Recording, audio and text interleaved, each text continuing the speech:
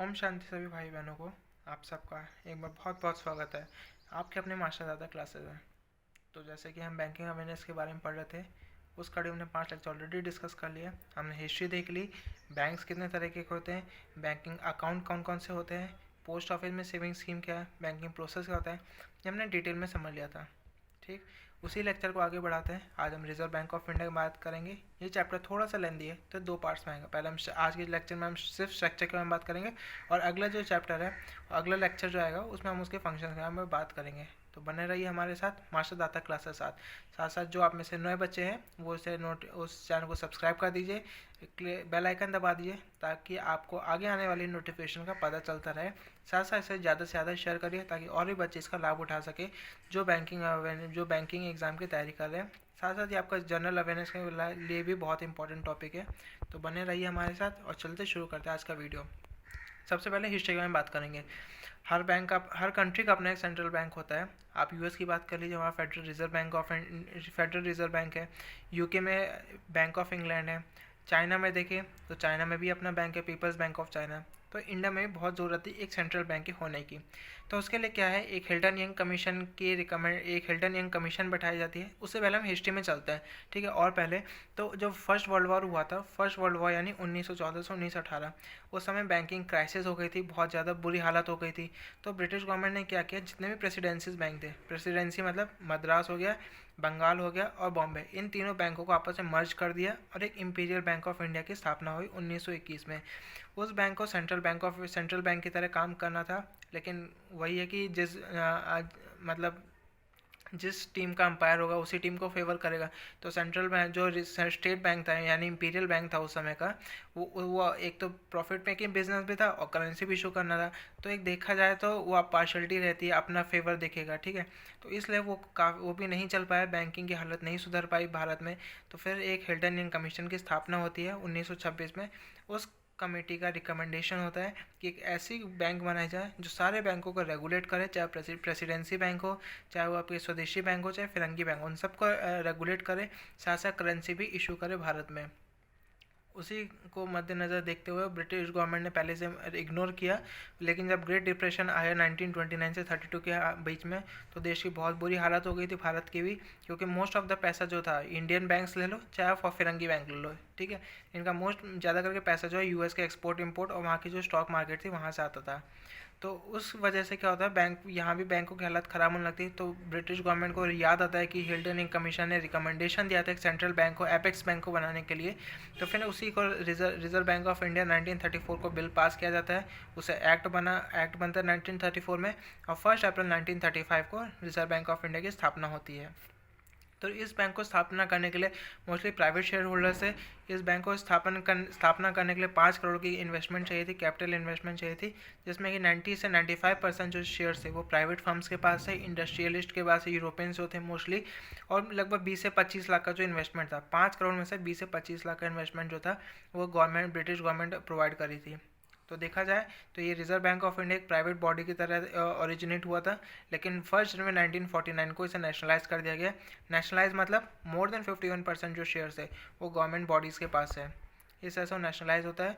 फिर उसको 1948 में transfer of public ownership act होता है, जिससे इसे ट्रांसफ़र किया जाता है, यानी प्राइवेट से इसे पब्लिक सेक्टर का बैंक बना दिया, यानी गवर्नमेंट बैंक बना दिया जाता है। इसने reserve Bank of India Burma का भी सेंट्रल बैंक की तरह काम किया था अप्रैल 1947 में, और साथ पाकिस्तान को भी 1948 तक ही सेंट्रल बैंक रहा था वहाँ का भी। तो रिजर्व बैंक ऑफ इंडिया के बाद कुछ फंक्शन, जो बेसिक फंक्शन है 5 है, उसको हम डिस्कस कर लेते हैं। इसको डिटेल में तो हम अगले लेक्चर में देखेंगे, लेकिन बेसिक हमें पता होना चाहिए।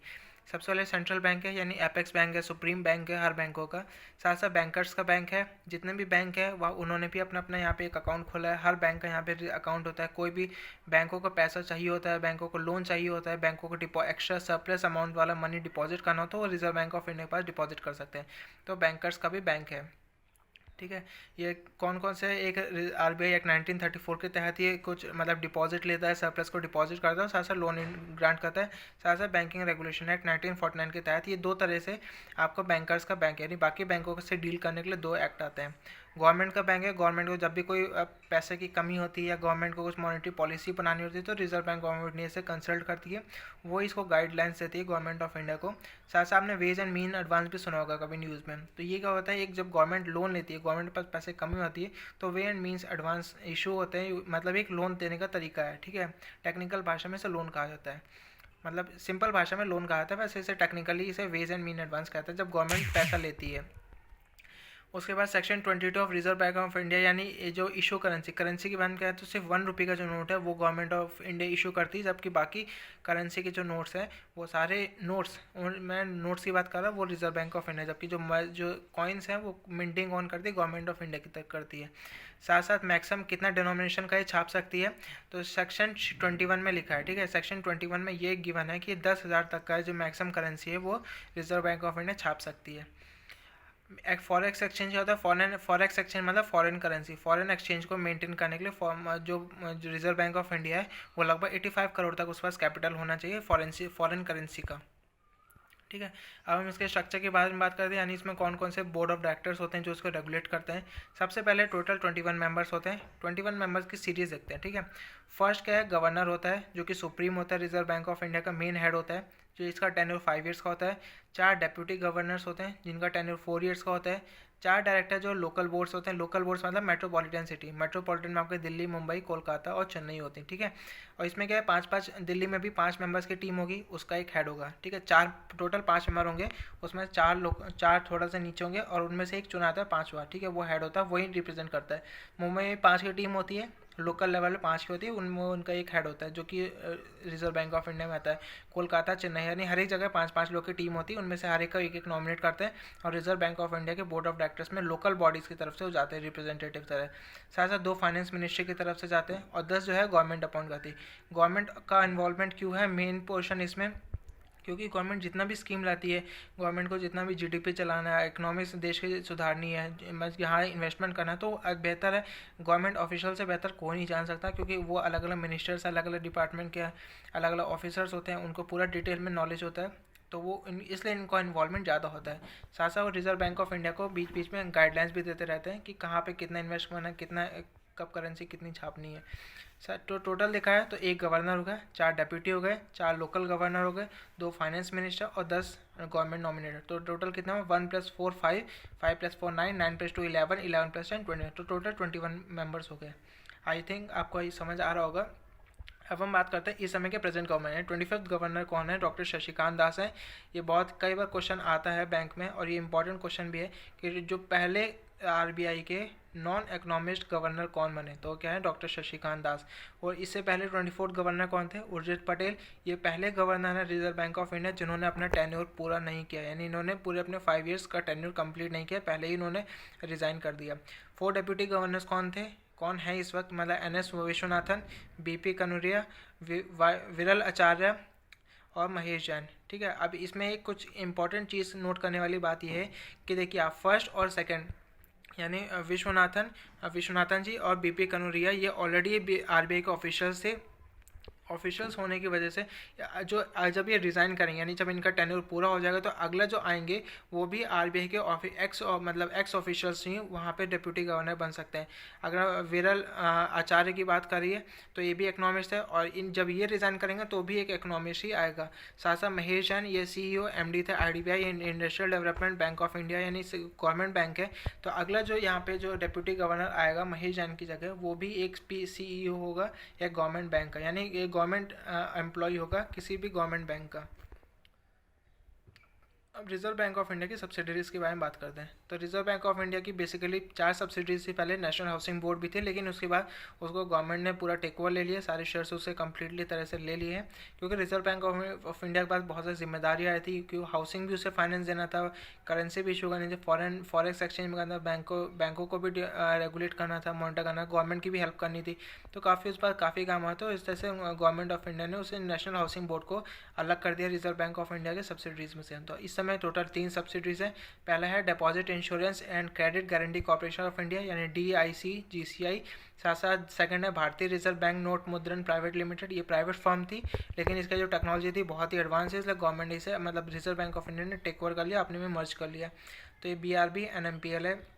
साथ साथ reserve Bank of India information technology private limited, ठीक है, ये भी प्राइवेट कंपनी थी जिसे रेबिट कहते हैं, रेबिट। ठीक है, अब हम बात करते हैं एक बारी बारी एक के बारे में बात करते हैं। सबसे पहले DIC GCI के बारे में बात करते हैं। ये इनका ऑफिशियल लोगो है जो कि आपको ब्लू कलर में दिख रहा है। 15 जुलाई 1978 की इसकी स्थापना हुई थी अंडर DIC GC एक्ट 1961 के तहत। हेड ऑफिस इसका मुंबई में है। पर्पस क्या है? इंश्योरेंस का पैसा, यानी आप कस्टमर हो, आपने क्या है बैंक में पैसे डिपॉजिट किए, ठीक है, पैसे आपने डिपॉजिट किया और इन केस बैंकों की हालत ख़राब हुई, बैंक के कर्जा ज़्यादा हो गया, वो डूब रहे हैं बैंक, और आपका सारा पैसा डूब गया, भले ही आपने उस बैंक में RD भी की है, FD भी की है अपनी, और आपने सेविंग्स अकाउंट भी है आपका, तो वो क्या करता है, DIC GC का पर्पस क्या है, वो आपको 1 लाख तक का इंटरेस्ट आपको प्रोवाइड करता है। ओनली 1 लाख इंश्योरेंस आपको प्रोवाइड करेगा। अगर आपका FD भी है और आपका सेविंग्स अकाउंट भी है, RD भी है, तो आपको सिर्फ 1 लाख तक का ही अकाउंट इंश्योरेंस आपको प्रोवाइड किया जा सकता है। अगर आपके 2 बैंक यानी आपका एक्सिस भी है, कोटक भी है, ठीक है, 2 बैंकों में आपका अकाउंट है और आपका एक्सिस में आपका सेविंग्स अकाउंट है और कोटक महिंद्रा में आपने अपना RD या FD खोल रखी है, तो आपको 2 लाख का इंश्योरेंस, क्योंकि आपको कंडीशन ये है कि DIC GCI ये कहती है कि आपका एक बैंक अगर डूब रहा है तो उस बैंक का सिर्फ 1 लाख ही मिलेगा। अगर आपका 2 बैंक होंगे तो 2 लाख मिलेंगे, ठीक है, मतलब हर एक बैंक का 1-1 लाख। पर ऐसा हिस्ट्री में आज तक हुआ नहीं है, कभी कोई बैंक डूबा नहीं है, किसी ना किसी तरह से उसे टेक ओवर कर लिया, मतलब उसकी फाइनेंशियल स्टेबिलिटी को मेंटेन किया गया है, तो ऐसा हुआ है, ठीक है। मैक्सिमम DIC जी से लगभग 5 लाख तक का डिपॉजिट को आपको मेंटेन, आपके पास जितना भी पैसा है लेकिन उससे 5 लाख का ही 1 लाख रुपए प्रोवाइड करेगी। कंडीशन ये कि अगर आपका इंटरेस्ट की वजह से 1,10,000 हो गया आपका, मतलब 10,000 का आपको इंटरेस्ट मिला उसमें, तो 10 लाख नहीं देगी। DIC GSI ने ये फिक्स कर रखा है कि आपको 1 लाख से ना ज़्यादा ना कम, ठीक है, आपका चाहे जितना भी पैसा हो, चाहे आपका इंटरेस्ट भी हो, कुछ भी हो, लेकिन आपको सिर्फ 1 लाख ही प्रोवाइड किया जाएगा। सेकंड बात करते हैं भारतीय रिजर्व बैंक नोट मुद्रण प्राइवेट लिमिटेड के बारे में। ये इसका काम क्या होता है? नोट छापने का काम होता है। 1995 में इसकी इस्टेब्लिशमेंट हुई थी। कंपनी रेगुलेशन एक्ट, यानी प्राइवेट कंपनी थी लेकिन काफ़ी हाईटेक टेक्नोलॉजी थी, और रिजर्व बैंक ऑफ इंडिया ने आपस में मर्ज करके गवर्नमेंट बॉडी, स्टैट्यूटरी बॉडी बना दिया। स्टैट्यूटरी तो नहीं, लेकिन अपनी क्या है, सब्सिडरी बना दी है इसे, ठीक है। इसका हेड ऑफिस कहाँ? बेंगलुरु में है। इसी तरह 1956 में एक मतलब एक एक्ट पास हुआ था, एक रूल निकला था रिजर्व बैंक ऑफ इंडिया का कि मिनिमम रिजर्व मेंटेन करना है, ठीक है, मिनिमम रिजर्व सिस्टम, यानी रिजर्व बैंक ऑफ इंडिया तभी नोट छाप सकती है जब उसका 200 करोड़ तक का कैपिटल या रिवेन्यू जो भी है आपका उस पर स्टॉक में हो। 200 करोड़ में से 115 करोड़ जो है वो गोल्ड के फॉर्म में हो, और 85 करोड़ जो है फॉरेक्स मतलब फॉरेन करेंसी के रूप में 85 करोड़ तक हो। फिर security printing and minting corporation of India जो है, ये बहुत ही अभी हाल ही में बनी है 2006 में। इसका पर्पस क्या है? देखिए, जो नोट्स हैं वो कहाँ छपते हैं? नासिक, देवास, मैसूर और सालबनी। जो नासिक और देवास है वो रिजर्व बैंक ऑफ इंडिया के अंडर आती है, वो वहाँ छापती है, और मैसूर सालबनी में ये भारतीय रिजर्व बैंक नोट मुद्रण प्राइवेट लिमिटेड छापती है, ठीक है। तो और साथ साथ जो कॉइन्स है गवर्नमेंट ऑफ इंडिया छापते हैं, ठीक है, और 1 रुपये का जो नोट है वो भी गवर्नमेंट ऑफ इंडिया छापती है। तो कॉइन कहाँ छपते हैं? नोएडा, हैदराबाद, मुंबई, कोलकाता में। और होशंगाबाद में जितने भी गवर्नमेंट बॉन्ड्स होते हैं, जो आपके स्टैम्प पेपर होते हैं, वो होशंगाबाद, महाराष्ट्र में छपते हैं।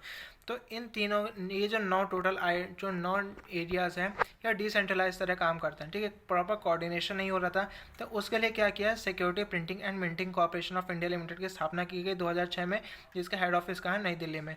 तो ये क्या करती है? कोऑर्डिनेट करती है, उन सब बात में बैलेंस बनाती है, और ये क्या है? ये पूरे एक हायरार्कियल लेवल में, मतलब इन 9 को कंट्रोल करके सारा जो है वो रिजर्व बैंक ऑफ इंडिया के पास भेजती है, और रिजर्व बैंक ऑफ इंडिया भी उस पर अब मतलब सिग्नेचर होते हैं गवर्नर के, फिर वो उसे आगे फॉरवर्ड करते हैं, ताकि तभी वो मार्केट में वो अप्रूव हो सकते हैं वो नोट्स। अगला बात करते हैं रैबिट का में। तो रैबिट क्या है? Reserve bank information technology private limited. ये भी प्राइवेट कंपनी थी, इसको भी कंपनी रेगुलेशन एक्ट के तहत इसे रजिस्टर्ड थी। RBI ने इसे भी सब्सिडरी का ऐसे टैग दे दिया। और फिर इसका मेन पर्पस क्या है? To provide the cyber surveillance और साइबर सिक्योरिटी, ठीक है। जो आजकल जो हाईटेक मतलब हैक हो रहे हैं, काफ़ी बैंकों में प्रॉब्लम्स हो रही हैं, मतलब साइबर को लेकर, कंप्यूटर्स को लेकर के, तो उसको मॉनिटर करने के लिए, उसको कंट्रोल करने के लिए एक रैबिट की स्थापना की गई। और इसका लोगो बहुत इंपॉर्टेंट है, कई बार एग्जाम में पूछा जा चुका है। रीअश्योरिंग, रीडिफाइनिंग एंड रिजिलियंट, ठीक है, ये आपको याद होना चाहिए। आपको स्टैटिक पोर्शन है जो कि अक्सर पेपर में आ जाते हैं, तो ये अभी आपको पता होना चाहिए, जैसे कि फर्स्ट गवर्नर कौन थे रिजर्व बैंक का। ये क्वेश्चन के फॉर्म में बन सकता है, लेकिन क्वेश्चन से बेहतर काफ़ी लंबी वीडियो जा रही थी, तो मैंने सोचा कि आपको एक समरी देते हैं। तो ये अक्सर आपको पूछा था, ये आपको याद होना चाहिए, आप इसे रट लीजिए, कुछ भी करके मगअप कर लीजिए। फर्स्ट गवर्नर कौन थे? सर ऑसबॉर्न स्मिथ थे। ये ब्रिटिशर्स के बैंकर थे, काफ़ी फेमस, इन्होंने ऑस्ट्रेलिया में भी सर्विस दे रखी है, ब्रिटिश में भी काफ़ी सर्विसेज दे रखी है, इसलिए उनको कुछ एक्सपीरियंस फैकल्टी चाहिए थी, एक्सपीरियंस कोऑर्डिनेटर चाहिए था, जो कि इंडियन कंडीशंस को, मतलब फाइनेंशियल क्राइसिस को रेगुलेट कर सके, उसको उबार सके, वापस ला सके, ठीक है। फर्स्ट गवर्नर जिनके नोट छपे थे, ठीक है, जिनके सिग्नेचर हुए थे नोट्स में, वो कौन थे? सर जेम्स टेलर थे, जिनके सबसे पहले बार नोट्स में सिग्नेचर होना शुरू हुआ था। फर्स्ट इंडियन गवर्नर कौन थे? सी.डी. देशमुख थे, और ये आगे चल के फाइनेंस मिनिस्टर भी बनते हैं। लॉन्गेस्ट गवर्नर कौन थे जिन्होंने सबसे ज़्यादा टेन्योर उसमें बिताया as a governor of RBI? वो कहता है बी रामाराव। इन्होंने लगभग 7 साल 197 दिन इनका टेन्योर था Reserve Bank of India as a governor के तौर में। और शॉर्टेस्ट ड्यूरेशन किसका था? अमिताभ घोष जी का था, लगभग इन्होंने 20 ही दिन इन्होंने किया था। तो गवर्नर ऑफ आरबीआई ऐसा कौन से गवर्नर है जो कि बाद में प्राइम मिनिस्टर बनते, प्रधानमंत्री बनते देश के? वो कहते हैं कौन थे? Doctor Manmohan Singh. Best communication strategy मतलब जो रिजर्व बैंक ऑफ इंडिया होता है, इसके जितने भी डिसीजन मेकिंग होते हैं ये स्टेप बाय स्टेप होते हैं। मैंने आपको लोकल बोर्ड बताया था, दिल्ली, मुंबई, कोलकाता, चेन्नई। तो यहाँ पे सारे के, अगर आपको यूपी है, लखनऊ, कानपुर, यहाँ पे टोटल आपके देखा 27 रीजनल ऑफिस है, ठीक है। तो 27 रीजनल, जैसे मुंबई है, दिल्ली है, देहरादून है, मुंबई है, ठीक है, मतलब रीजनल जो छोटे छोटे जैसे लखनऊ है, कानपुर है, देहरादून, इन सब में इनका ऑफिस होगा।